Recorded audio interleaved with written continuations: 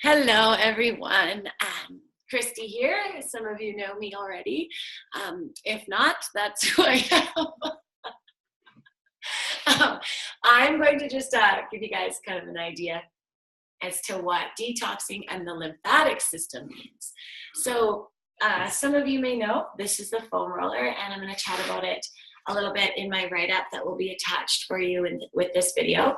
But first off, I think it's important that we know what fascia means. So fascia is basically the band or the sheet of connective tissue. So it's primarily collagen, and it's beneath the skin. It's there kind of for, I guess, it attaches and it stabilizes and encloses, and it will separate the muscles and the other internal organs. So foam rolling, this guy, was basically, I guess you could say, invented, or the idea came about for mobility of the fascia, which is inevitably what we work towards when we foam roll. So without proper mobility, fibers of the fascia, so let's just use my arm for example, if I can get my sleeve up, the fibers of the fascia, so if you're like this, what separates the skin from the muscle, can kind of become cross-linked and bind together with our muscles and nerves, which can cause pain. And then these muscles can no longer move freely among themselves, which I've mentioned in my previous video. When this happens, it can inhibit normal motion of the muscles and joints, which is ouch.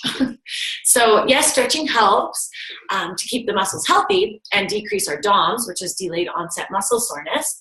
But is stretching really enough? So we believe, myself and the TTP girls, that incorporating foam rolling into your daily routine will definitely help. So even if you've got a few minutes or a minute a day, I'm just going to quickly show you what it looks like. So you can kind of foam roll anything. The idea, though, is to veer away from the joint, so you don't actually want to put pressure on the joint. So I wouldn't foam roll my actual elbow, or I wouldn't rest on my spine or my lower back. It's a bit too unsafe. But what you can do is, let's say your quads are sore, like many of us. You're just on your foam roll, and you're going to roll forward. When I hit my knee, I will not go onto the knee, and then you roll back. So right when you get to the hip, you move back up and down. So now what I can do to get into the IT bands, so the lateral aspect of my thigh, just kind of leaning over to that side. But again, veering away from the joint. So it friggin' kills. Warning, warning. But the more it hurts, chances are the more you need it. So again, resting on my elbow, rolling forward and back, targeting the lateral aspect of my thigh. So this guy here, we have a huge connective tissue band right here, the IT band. So he can generally get sore because he crosses two joints. So anytime your knee moves or your hip moves, you're pulling on that connective tissue. So that's a great example as to one of the areas that foam rolling is necessary. Another quick one is you can get into the groin or into the inner thigh. So again, like so, you're just resting in, bringing the foam roller just below the point of injury or point of soreness, and rolling in and out. So I can extend out like this and get nice and deep, and then pull away. Again, not overlapping onto the actual joint itself. So that's foam rolling.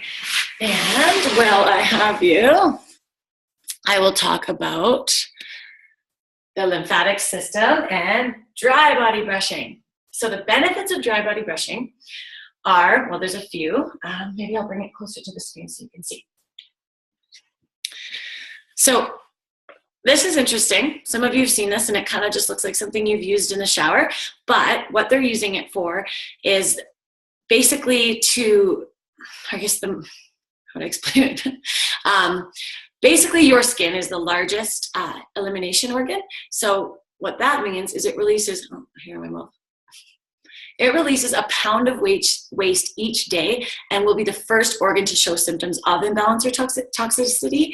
So that is things like, if you cannot efficiently release these toxins, you can experience rashes or acne, hives, itchiness, body odor, or even eczema or psoriasis.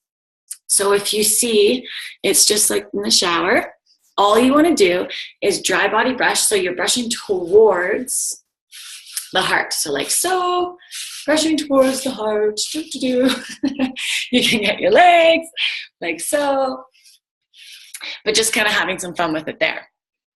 So everyone knows that exfoliating will help create the radiant and vibrating look of your skin, but but it's also an essential tool for good circulation, strengthening the immune system, stimulating the nervous system, and improving digestion. So daily brushing can even help with cellulite too. So what that means is you can use even something like this, and you go into a circular motion. So you want to stimulate the natural oils and decrease the clogged pores. So if we break up these toxin deposits of these stored fatty tissues that pucker in the overlying skin into cellulite, then we can reduce the cellulite. So let the brushing begin. Just to help that make more sense for you guys, if you don't get rid of the dead waste, it'll clog our pores and then inhibit the skin from efficiency, like basically efficiently releasing the toxins. I think one of the things I didn't mention was the lymphatic system itself. So quickly talking on what it is for you or why this benefits. It's an important part of your cleansing in your immune system. So basically, white blood cells called lymphocytes will carry nutrients to cells, and it removes the waste. So the lymph flows outside of the circulatory system to kind of bathe, cleanse, and restore the cells. But it must be returned to the heart. And if we don't move the lymph quickly enough, we end up getting swollen tissues. An example would be like our ankles. So exercising and skin brushing will help speed this process up.